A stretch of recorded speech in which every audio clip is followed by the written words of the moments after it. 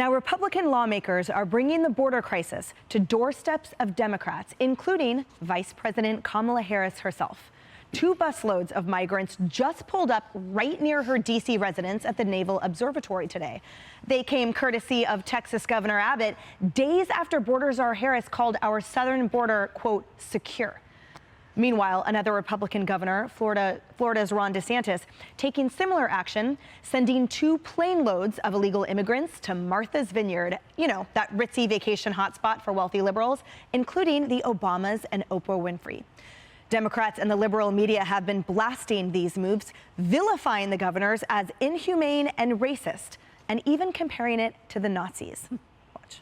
Governor Abbott's racist and xenophobic practices of expulsion have only amplified the challenges many of these migrants have experienced on their journey to find a safe place. I mean, the conservative estimate is about $80,000 per bus trip. But we know that, racists don't mind paying this money. So racists, are willing to pay the money, and they don't care if taxpayers pay the brunt. We woke up to the news this morning that Governor Ron DeSantis of Florida sent 2 plane loads of migrants to Martha's Vineyard off the coast of Massachusetts, including kids and whatnot. And I'm not saying this is not a one-for-one. This is not a parallel here in any way. But it does address some of the same themes that are part of this documentary. Well, some of the same themes, Tammy, to the Holocaust? Racist and humane in Martha's Vineyard, but not at the southern border? How did they get up with this? Yeah, it's of course shock value, mentioning that, moving people into that dynamic to confuse them.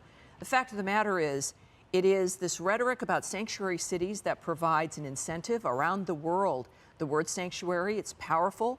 These individuals from all over the world, not just South and Central America, but certainly there, have spent weeks, if not months, in dangerous, unknown, crazy, dynamics where children are abused, where there's sex trafficking, where people, we've just seen a story where we have found traffickers transporting people in suitcases and in water barrels. And these people who created this incentive and who've made it possible to make money like this on the backs of human beings, the littering of the human bodies that we don't see along this trail from the Middle East, from Asia, from South and Central America, creating this dynamic where people want to go, take that first step, pay all their money to get here, and then suddenly the first time they have actual secure transportation to a city or to an environment that portrays itself as this is the place to come, this is where you will be safe. And now they complain and are condemned, and it's considered an assault on these cities. What this has revealed is the lie of what Democrats have said, the danger that rhetoric has placed people in. And then when people make it to this point, they condemn the governors for trying to help facilitate some level of safety.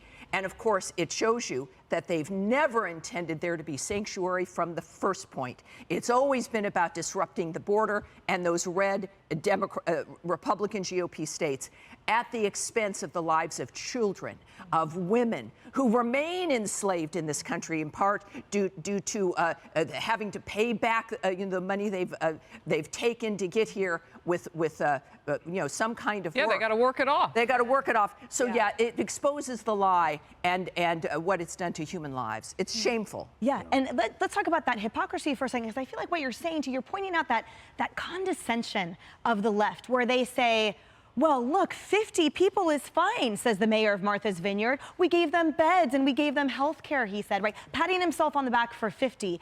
But the overflowing thousands, that's ignored. The vile conditions currently in El Paso, which you've covered extensively on your show, the smell of human waste littering the streets because there is no space for anyone, that's ignored. It's the cruelty of compassion and the joke, the mockery that these Dems make of their own little villages. Because 50 is okay, but 4,000 isn't. That's when you declare a public health state of emergency like Mayor Bowser did. Well, the Democrat mayor of El Paso then put people on buses.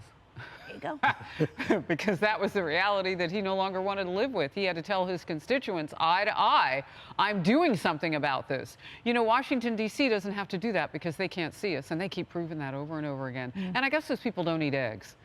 Because the price of eggs is ridiculous right now, up 38% and going higher. And I only bring that in because as Americans are struggling to put food on the table, these are people who are going to need to eat too. and they'll be eating up our tax dollars. And look, we have the heart to take care of them. We will always be America, filled with Americans. But these places, as Will Kane told me last hour, these places, these sanctuary cities and states, put out the invitation of come here. And Tammy is so right. They lied when they did it.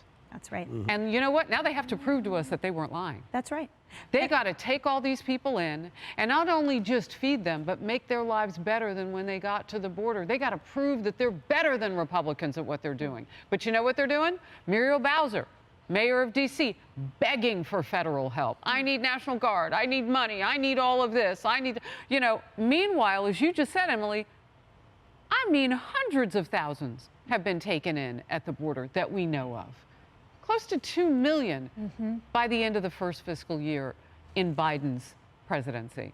Wow. Biden's America. And I'll ask you that same question, Kayleigh, because I can't wrap my head around it. Why is it vile and inhumane for these border mayors and border governors to help spread out, to try to account for the resources being diluted on their end? It's vile and humane for them to spread that love. But it's not vile and humane to have the porous southern border be open like an absolute tidal wave that subjects all of these migrants to these filthy, horrible, vile conditions. Yeah, you asked the million-dollar question. Why is it evil and inhumane for Governor DeSantis to send migrants to Martha's Vineyard, but not evil and humane when Biden for 2 years sends secret flights of migrants around the nation? There's no difference there.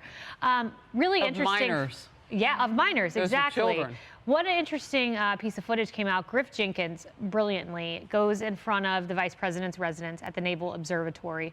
He asks an illegal immigrant, hey, you know, is the border secure? The vice president right there, you know, over the fence in the Naval Observatory says it's secure. His quote is astonishing.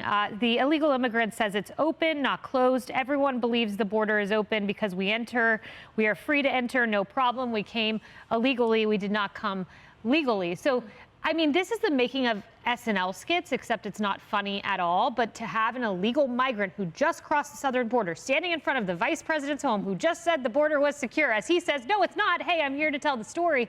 These are the things SNL comes up with. These aren't real live things, but these are happening in real live fashion, with the mayor of New York saying we're at a breaking point, and he's subject to this residency requirement where everyone gets a bed who's homeless, except now he can't even keep up. And the activists are on him. I mean, this has exposed hypocrisy, to Harris's point, at an untold level, the shipping across the country of illegal immigrants to these liberal jurisdictions. That's right, David, that stark contrast, I can't get it out of my mind. Apocalyptic El Paso, as it's been called, right. And then Martha's Vineyard. Here's a bed for every one of the 8 that have come here because we can take care of them, that condescending, hypocritical fashion. How about just outright lies? Let's just go with what it really is, starting with everything from Tammy to what you've all said about this. They want to call DeSantis and Abbott racist for sending illegal aliens around the country. Guess what? Biden's been doing it for 2 years. He's the racist. But they don't care about this. For anyone that's concerned, and I've been asked this question by callers to my show, by people as I travel around, do they actually care? Do they actually try and shift the narrative? They just outright lie, because in the end, what's the agenda? You create a problem that's too big to fix. And Kamala Harris said that with Chuck Todd last Sunday. She's talking about amnesty again, but they're not even speaking to the illegal aliens. They're talking to the people who will vote Democrat because they face losing the House. They've been losing in the states. They're being taken on by other Democrats. And the American people, because we're the biggest constituency, not our elected representatives. The American people see this problem. Look, Harris, I hear you. We have the ability. I agree. We take care of as much as possible. But we're building fences in Uzbekistan to protect their borders and not protecting our own. And we can't afford this. We literally cannot afford this problem because it doesn't end with the election cycle. It goes on through the life of the illegal alien when resources, county resources, state resources, all taxpayer resources are used to help that life exist. This is the real cost. It's long term. It's so frustrating. Right. Former President Trump had ideas on how to deal with this. And it isn't just all on the Democrats who didn't help him get that done. Right. There were Republicans who didn't help him get that done. And it wasn't just Very ideas. true. He implemented them. That's why we had security for those few years, as you know, and that's why it was dismantled in a heartbeat, courtesy of President Biden. Hey everyone, I'm Emily Campagno. Catch me and my co-hosts Harris Faulkner and Kaylee McEnany on Outnumbered every weekday at 12 p.m. Eastern, or set your DVR. Also, don't forget to subscribe to the Fox News YouTube page for daily highlights.